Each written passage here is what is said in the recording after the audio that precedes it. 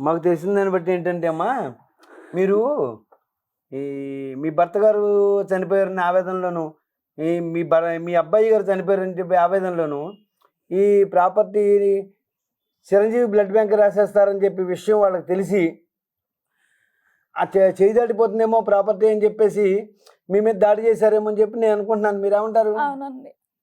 ఎందుకు అనుకున్నారు అసలు? అంటే మీ ప్రాపర్టీని ఎందుకు చారిటబుల్ ట్రస్ట్‌కి ఇచ్చేద్దామని మీరు అనుకున్నారు? నా కొడుకు యాక్సిడెంట్‌లో చనిపోయాడండి. నాకు నేను పడిన బాధ ఏ తల్లి పడకూడదనేసి నా తనంతరం ఇచ్చేద్దాం అనుకున్నానండి. అంటే మీకు వచ్చిన కష్టం ఇంకెవరికి ఏ తల్లికి రాకూడదు. ఆ బ్లడ్ బ్యాంక్‌కి డబ్బులు ఇస్తే తద్వారా ఇంకా చాలామంది తల్లులకి ఉపకారం జరుగుతుందని మీ ఆలోచన. అవునండి. అసలు ఆ రోజు ఏం జరిగింది? మిమ్మల్ని బయటికి గెంటేసారని అన్నారు, కొట్టారని అన్నారు. మీ బాబు అంత్యక్రియలు మరి ఎవరు చేశారు? తెలీదండి. నేను మా చేలోనే పెట్టమని చెప్పానండి. నా కళ్ళ ముందే ఉంటది అనేసి ఉంటాడని పెట్టమంటే ఇనిపించుకోలేదండి. తెల్లవారి అప్పటికప్పుడు అన్నీ సర్దుకుని బాబుని తీసుకుపోరండి. కనీసం గుండం పిల్లన్న తీసుకెళ్తే నాకు ఈ బాధ లేకపోనండి. అమ్మ ఇప్పుడు మీరు ద్వారకా తిరుమల పోలీస్ స్టేషన్‌లో ఫిర్యాదు దాఖలు చేశారు కదా! అవునండి. ఆ కాపీ మా దగ్గరికి చేరింది. అందులో మీరు మీ భర్త గారు కార్డియాక్ అరెస్ట్‌తో 3 సంవత్సరాల క్రితం చనిపోయారని రాశారు.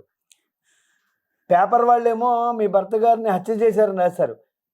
మీ భర్త గారిని ఎవరైనా హత్య చేసినట్టు వాళ్ళ మీద కేసు పెట్టడం గాని ఏమన్నా జరిగిందా? మరి ఈ మీడియా వాళ్ళకి మీ భర్తని ఎవరో హత్య చేశారనే విషయం ఎలా తెలిసింది? హత్య చేస్తే కేసు ఎందుకు కట్టలేదు? ఇలాంటి విషయాలు మీరు ఎవరినైనా అడిగారా? అడగలేదండి. మీ వారి మృతిలో మీకేమైనా అనుమానాలు ఏమైనా ఉన్నాయండి? ఏం లేదు. మీ అబ్బాయి విషయంలో కూడా ఏదన్నా అనుమానాలు మీకున్నాయా? ఇప్పుడు అనుమానాలు వస్తున్నాయండి ఇవన్నీ చేయడం వల్ల.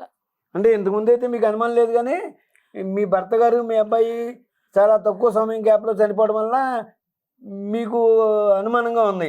వీళ్ళిద్దరి యొక్క మరణం మీద కూడా మీకు అనుమానంగానే ఉంది. అంటే మీకు మీ ఆస్తి విషయంలో వాళ్ళకి తక్కువ, మీకు ఎక్కువ ఇవ్వడం లాంటివి ఏమన్నా ఆస్తి తగాదాలు ఇలా ఏమన్నా ఉన్నాయా మీ దగ్గర? లేదండి.